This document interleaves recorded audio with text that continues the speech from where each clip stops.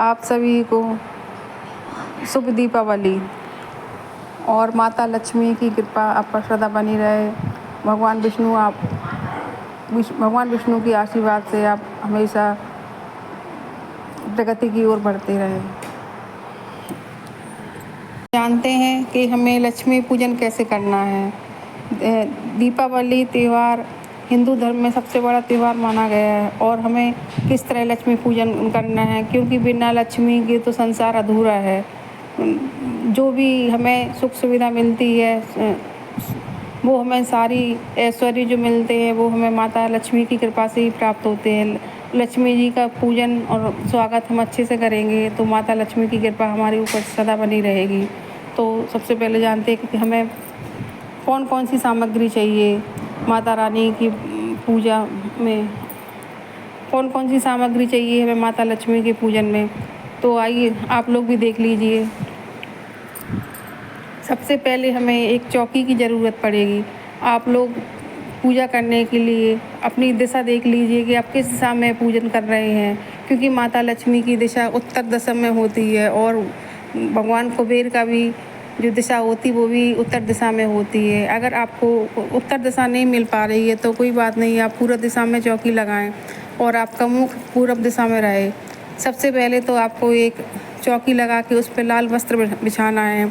इसके बाद आप गणेश लक्ष्मी जी की मूर्ति रखिए। अगर आपके पास चांदी की है, पीतल की है या फिर अष्टधातु की है, अगर आपके पास ये सब मूर्तियाँ नहीं हैं तो आप मिट्टी की मूर्ति भी ले सकते हैं और आप उनको स्थापित करिए, उन्हें आसन दीजिए। आसन आप फूल का, चावल, गेहूँ किसी का भी दे सकते हैं। इसके बाद आप कलश गणेश की स्थापना कर लीजिए, क्योंकि बिना कलश गणेश के, बिना वरुण देवता के कोई भी पूजा संपन्न नहीं होती है। तो सबसे पहले आप लोग कलश गणेश बनाइए। उसमें सबसे पहले माता रानी की पूजा में अष्टदल कमल बनता है, तो आप सबसे पहले अष्टदल कमल बनाइए। अगर आप नहीं बना पाते हैं तो कोई बात नहीं, आप चावल की ढेरी भी लगा सकते हैं। उसके ऊपर आप कलश रखने के बाद पंचपल्लव रखिए और कलावा बांध के गंगा जल मिला के, सादा जल मिला के आप उसमें सुपारी, फूल, हल्दी, दूबा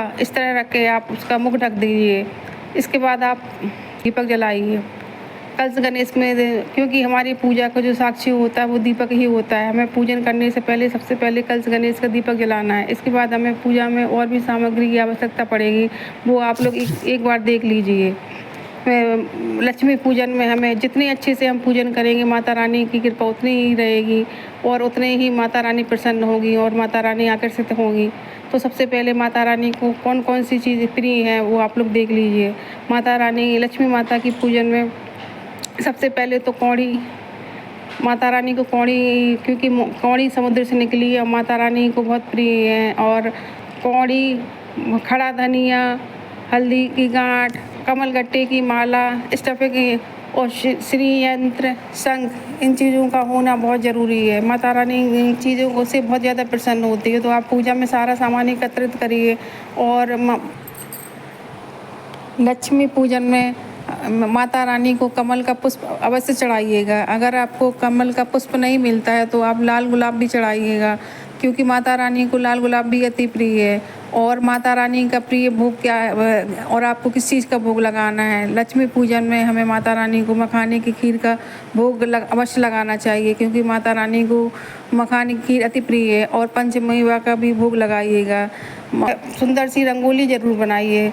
जहाँ भी आप पूजन कर रहे हैं वहाँ पर सुंदर सी रंगोली बनाइए। इसके बाद पूजा प्रारंभ करिए। तो आपको दिए, मिट्टी के दिए चाहिए रहेंगे। प्रसाद में आप लाई, बतासा, कमलगट्टे और हमारे यहाँ तो ग्वालिन भी जलाई जाती है, क्योंकि उसमें ग्वालिन और जो चक्की चूल्हे होते हैं वो भी रखे जाते हैं। और सब जगह अलग अलग रीति रिवाज होते हैं, किसी की अलग अलग परंपरा होती है। तो आप लोग अपने हिसाब से देख लीजिएगा किस प्रकार आपके यहाँ पूजन होता है। और जो भी आपने धनतेरस पे खरीदारी की है, बर्तन या चांदी का सिक्का, जो भी आपने अपनी यथाशक्ति लिया हो सामान, वो आप पूजन में अवश्य रखें।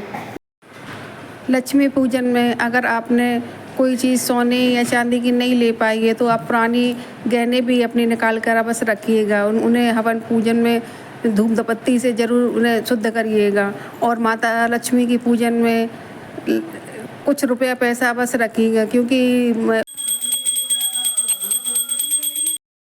लक्ष्मी पूजन विधिवत करने के बाद आप लोग हवन हवन अवश्य करिएगा। हवन करने के बाद आरती करिएगा। इस प्रकार माता रानी के लक्ष्मी पूजन संपन्न होता है। और आप लोग पूरे घर में धूप दीप दिखाइएगा। और माता पूजन करने के बाद माता लक्ष्मी से क्षमा याचना करिएगा। क्षमा याचना किस प्रकार करनी है? हाथ में पुष्प लेकर माता रानी से क्षमा याचना करनी है कि हमसे जो पूजा में भूल चूक हुई आप उसे क्षमा करें।